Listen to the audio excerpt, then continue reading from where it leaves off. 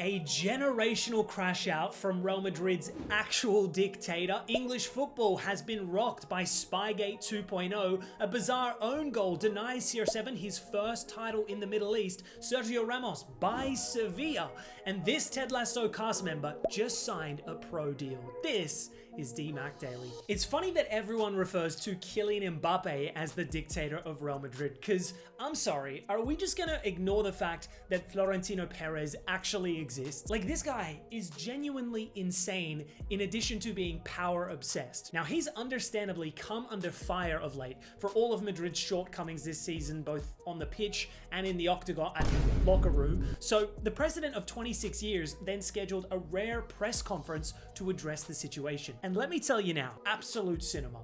From the jump too. The first reporter asks who the next coach will be. Obviously, Jose Mourinho has been heavily linked of late, but my man cut off the journalist mid-question to go on a tangent about his own future, stating, "I am not going to resign. I'm sorry to have to tell you this because I've heard rumors." Bro actually did the meme. He is literally the wolf of Real Madrid. But that was just a snippet of what was to come, announcing that he would call the presidential elections 3 years early, whilst obviously declaring he would run again with the current board. Perez even challenged critics to stand against him, quote, "if they can," despite the reality that Madrid's election system is fundamentally broken in a way that only benefits him. This isn't an opinion, by the way. In 2012, he literally updated the eligibility requirements to run for president, requiring that candidates be club members for 20 plus years and personally contribute 15% of the club's budget. As a result, no one has ever challenged him since. So I find it somewhat ironic when he says, quote, "this is not a dictatorship." You sure about that? Anyways, following these comments, Perez then defended his legacy further, calling himself the most successful president in the history of sport, citing the 74 trophies won during his presidency across not just football, but basketball too, alongside the Santiago Bernabeu redevelopment, Madrid's financial growth, and the club's global commercial dominance with the highest valued squad in the world. Throughout the conference, Perez portrayed himself as the victim of a coordinated media conspiracy, accusing journalists of fabricating stories about his health and supposed loss of control at the club. At one point, he even pulled out his phone and began reading headlines aloud while laughing at them in front of the room. He then singled out a female ABC journalist, questioning whether she even knows football. Yikes. But there's more. He also defended the recent training ground altercation involving Tchouaméni and Valverde, insisting player fights are totally normal at elite clubs and claiming such incidents happen 4 or 5 times every year. Now, with this, I partially get what he's saying, but like, come on. Valverde was literally hospitalized. Even if it was an accident,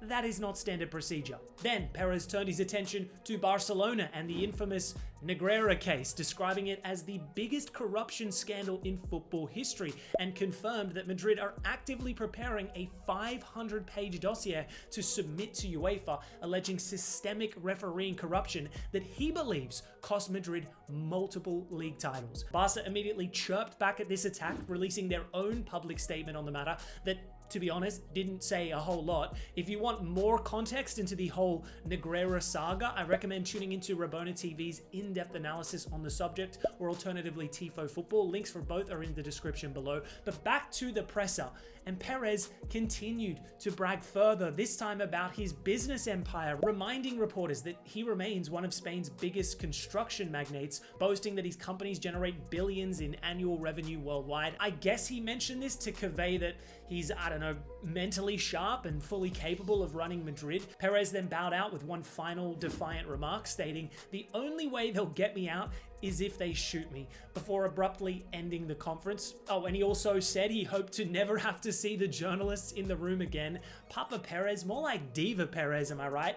Okay, look, I know he's a deeply problematic guy. He's weaponized his wealth to cling onto power at Madrid for decades. Trophies aside, he's clearly out of touch. I mean, those comments to the female journo were a prime example. At this point, I wouldn't be surprised if his next presidential campaign had the slogan, "Make Real Madrid great again." But as for my personal opinion on the chaos of it all, and I think there's only one rational way to bring down the temperature a notch, and that's by hiring Jose Mourinho. In the big 2026, what could possibly go wrong? Moving to English football news, and Southampton are through to the Championship playoff final after a dramatic 2-1 extra time victory over Middlesbrough at St Mary's. But despite the celebrations, Southampton's Premier League fate remains hanging by a thread, as the club are now at the centre of a rapidly escalating SPYGATE scandal that could see them stripped of their place in the Wembley playoff final altogether against Hull City. Now, the controversy stems from allegations that a Southampton analyst illegally filmed Middlesbrough's training sessions in the days leading up to the first leg at the Riverside Stadium. Middlesbrough officials claim the individual was discovered hiding behind the club's Rockcliffe training complex, allegedly recording tactical preparations and even potential penalty routines. Reports state the suspect was confronted, forced to delete footage from his phone, and later identified via CCTV. The EFL subsequently charged Southampton with breaching regulations that explicitly ban clubs from observing an opponent's training session within 72 hours of a fixture. Rules introduced following Marcelo Bielsa's infamous Leeds SPYGATE incident back in 2019.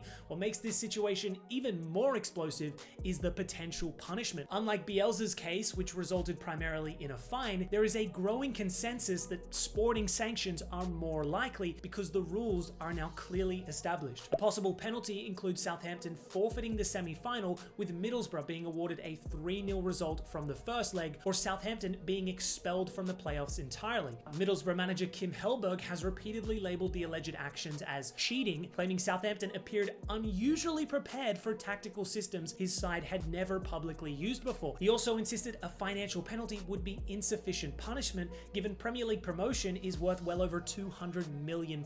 Southampton themselves have neither fully denied nor admitted wrongdoing. Chief Executive Phil Parsons confirmed the club are cooperating with the investigation while simultaneously conducting an internal review. For now, Southampton are Wembley bound, but with the EFL attempting to fast-track disciplinary proceedings before the final, the possibility remains that their promotion dream could still collapse. It really is a wild predicament, no matter the outcome. Speaking of crazy outcomes, an CR7 thought the wait was finally over after more than 2 years in Saudi Arabia without winning a major honor and 6 years without a league title to his name. Al Nassr were just seconds away from securing the Saudi Pro League title on home soil against their bitter rivals Al Hilal. Leading 1-0 late on, Ronaldo had already been substituted and was watching nervously from the bench as his side edged towards a historic victory until disaster struck. With virtually the final action of the match, Al Hilal launched a hopeful long throw into the penalty area. It looked harmless, drifting beyond the cluster of attackers and seemingly into the gloves of goalkeeper Bento, but a catastrophic misunderstanding between the Brazilian keeper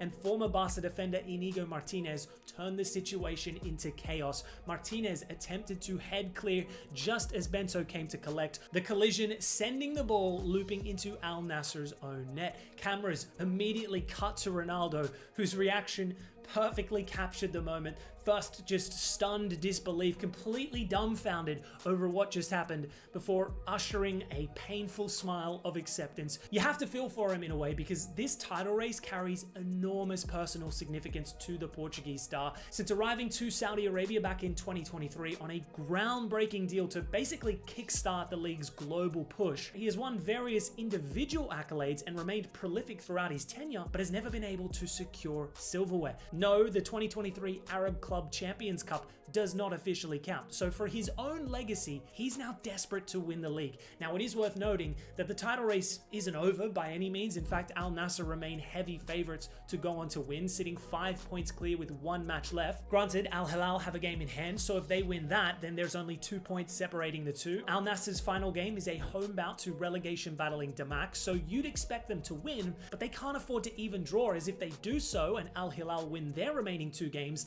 they'll win the league via a superior head-to-head record. So big pressure all of a sudden. They've also got an ACL 2 final prior as well, so Ronaldo could secure 2 trophies in the space of a week, or worst case, he ends with none. Switching gears to another ex-Madrid icon who is set to own a team in Spain, and Sergio Ramos is officially the new majority owner of Sevilla. The Spaniard, alongside investment group 511 Capital, have agreed a deal in principle to acquire roughly 80% of Sevilla for a fee believed to be in the region of 400 to 450 million euros. Now, this story is quite unique because of Ramos's extensive history with Sevilla. Remember, he emerged through the club's academy in the early 2000s before leaving on for Madrid in 2005. Then, after a legendary career for club and country, he then returned to Sevilla in 2023 for one final season as a player before departing once again. So third time's the charm for Ramos in Sevilla. However, this time he's poised to lead the club from the boardroom, pending approval from both La Liga and the Spain's National Sports Council. From Sevilla's perspective, this is great news. The club have been in serious financial trouble for some time now. Long gone are the days of Europa League mastery. They're actively fighting for survival now in La Liga. Regardless though of their imminent struggles, long term this is a huge positive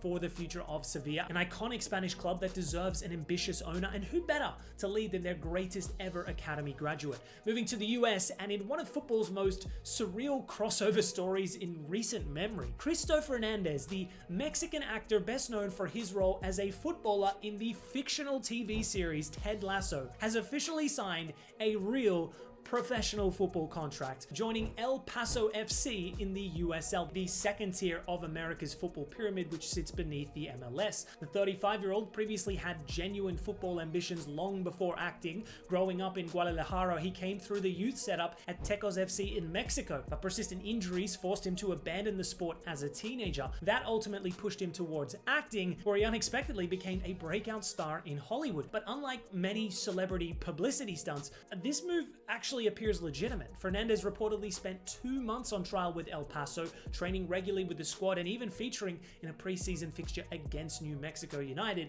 before earning a deal. So fair play to the actor turned footballer. To accomplish this, having ironically played a fictional pro footballer, is just wild. And to go pro at 35, man, fair play. And now to close out today's ep with some rapid fire news, and Ben White has been ruled out for the remainder of the season due to a knee ligament injury picked up over the weekend. A massive blow to Arsenal and potentially England too, having recently returned to the national team back in March. Meanwhile, Sweden's World Cup team has been formally announced with some notable absentees, the biggest of which is Barcelona wonder kid Rooney Bardghji. Meanwhile, Bundesliga rising star Hugo Larsson was snubbed alongside Samuel Dahl of Benfica. Kulusevski was probably the highest profile omission, but it's no surprise at this point. He's been out of the game for over a year now. Hopefully come next season, he'll be back at it. On a more positive note though, and Thiago Silva has been included in Brazil's preliminary squad. Obviously, no guarantee he makes the final cut. There's a lot of competition in the center back position, but he's still a classy player, even at 41. There's only one Thiago Silva. Anyways, guys, that's all for today's DMAC Daily. Thanks for watching, and I'll see you tomorrow.